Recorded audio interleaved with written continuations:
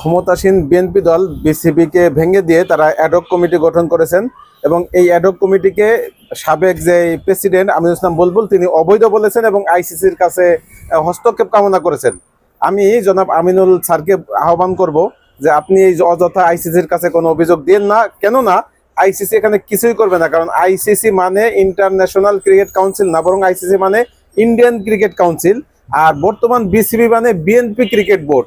তার মানে Indian cricket council আর BNP cricket board দুটো একই জিনিস। অতএব কেউ কারো বিপক্ষে অবস্থান নেবে না, বরং আপনাকে আমি দুটো পরামর্শ দিব। প্রথমত, একদম সহজ এবং সুন্দর পরামর্শ সেটা হচ্ছে আপনি সব দাবি দাওয়া বাদ দিয়ে আপনি সময় নষ্ট না করে নিজের কর্মসংস্থানের জন্য অন্য কোনো একটা চাকরি খোঁজেন, সেটাই ভালো হবে। দ্বিতীয় পরামর্শ, যদি আপনি প্রথমটা না করতে চান সেই ক্ষেত্রে আপনি হাইকোর্টের দ্বারস্থ হতে পারেন এবং কয়েকটি প্রেয়ার একসাথে দিতে পারবেন। প্রথমত, কেন এই নির্বাচিত একটি বোর্ডকে ভেঙে দিল অবৈধভাবে, এটা কেন অবৈধ হবে না এই ভেঙে দেওয়াটা, এই দাবি আপনি চাইতে পারেন।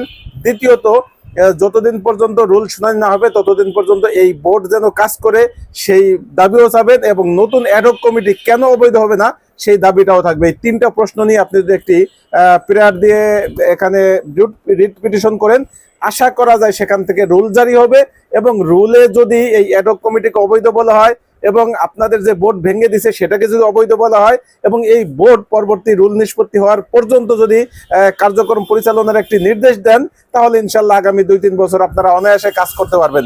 এটা হচ্ছে সবচাইতে সুন্দর আরেকটি পন্থা। Best of luck Aminul sir, দোয়া করি যে সুন্দরভাবে যেন সমাধান হয়।